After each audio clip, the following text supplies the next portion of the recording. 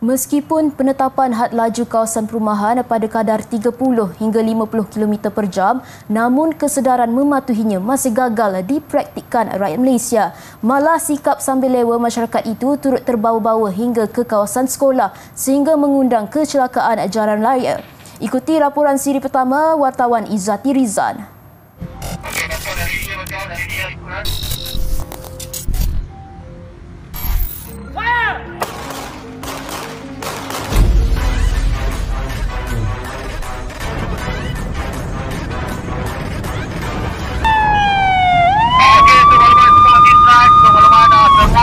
Dah boleh standby untuk buat tangkapan. HQ2 lari.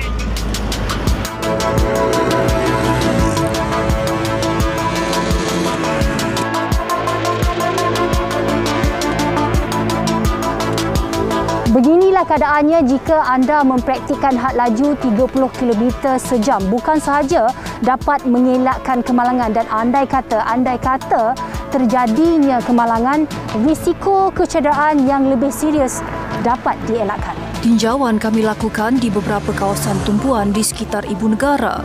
Misalnya di kawasan Sungai Udang, Klang ini. Meskipun sudah tertera had kelajuan yang dibenarkan hanya 40 km sejam, namun seperti tidak diendahkan. Pematuhan had laju turut diabaikan di kawasan persekolahan ini selain peraturan jalan raya seperti pemakaian topi keledar. Ini seperti yang dirakamkan lensa kamera kami. Seperti sudah biasa, penunggang dan pembonceng termasuk kanak-kanak ini tidak memakainya. Tinjauan turut mendapati kenderaan hanya diperlahankan ketika melalui bonggol, seterusnya memecut laju.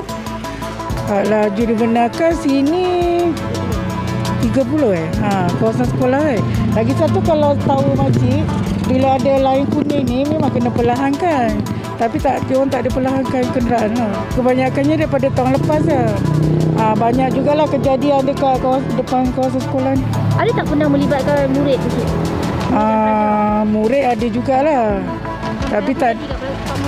Tapi rasa tak ada kecederaan serius, tak ada lah. Untuk menjaminkan kesejahteraan pada semua, bagi saya lah, orang-orangnya perlu ada satu mentaliti macam pemikiran bagi saya.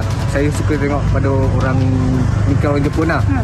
Diorang tak fikirkan diri diorang fikirkan kepada orang lain dulu sebelum diorang fikirkan diri diorang sendiri. Situasi sama dirakam di kawasan Bandar Tasik Puteri Rawang ini. Penduduk mendakwa tahun lalu 10 kecelakaan jalan raya berlaku.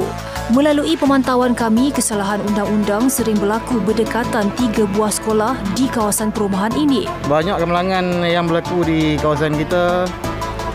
Ada yang teruk lah, ada yang cedera ringan. Ada banyak melibatkan kanak-kanak sekolah pada. Kemalangan ini berpunca kadang-kadang daripada sikap memandu sendiri lah, yang tidak mematuhi arahan, di mana kalau seperti kawasan sekolah tidak boleh mandu laju, kawasan perumahan tak boleh mandu laju.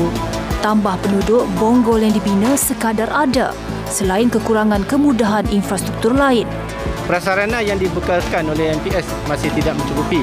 Especially kalau kita tengok di sini, bonggol ni ada bagus, ada bonggol tapi maintenance tak ada. Dia akan menjadi satu perangkap kepada pengguna-pengguna jalan raya. Isu ini kami panjangkan ke Jabatan Pengangkutan Jalan Selangor.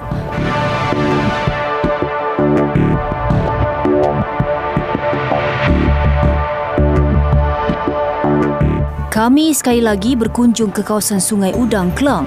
Tujuan utama untuk meninjau kesalahan had laju di kawasan perumahan dan sekolah. Namun baru saja memasuki simpang ke kawasan berkenaan dari arah Lebuh Raya, gelagat ini dirakam lensa kami. Menyedari kehadiran JPJ Selangor yang menggerakkan Ops Ligan, rupa-rupanya pelbagai kesalahan trafik dikesan. Lihat sahaja rakaman ini. Mereka sanggup melarikan diri daripada bertembung pihak berkuasa. Meskipun akhirnya tindakan itu sia-sia. Kebanyakan mereka yang ditahan adalah penunggang motosikal bawah umur. Umur berapa? 15. Adik belakang? Adik 13.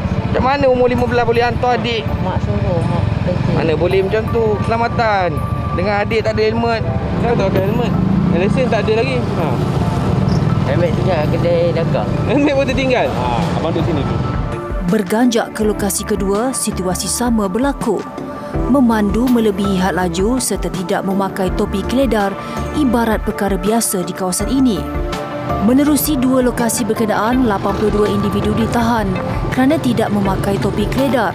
63 atas kesalahan langgar lalu lintas serta 15 individu dikenakan tindakan kerana gagal mematuhi had laju di kawasan sekolah dan perumahan. Kita nampak kesedaran daripada masyarakat ataupun pengguna tu masih lagi rendah.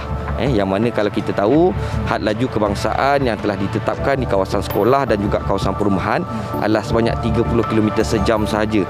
Jadi hasil daripada penyamaran, risikan dan sebagainya, kita boleh katakan kebanyakannya melebihi daripada jumlah yang dah telah ditetapkanlah. Institut Penyelidikan Keselamatan dan Jalan Raya Malaysia MIROS dan Dewan Bandaraya Kuala Lumpur DBKL akan bekerjasama bagi melaksanakan had laju 30 km per jam di zon terpilih di Ibu Negara yang mana cadangan itu juga sedang diteliti pelaksanaannya oleh Kementerian Pengangkutan. Jika itu berlaku, Kuala Lumpur pula bakal mengikuti langkah ibu kota Perancis, Paris, mewartakan had laju maksimum berkenaan.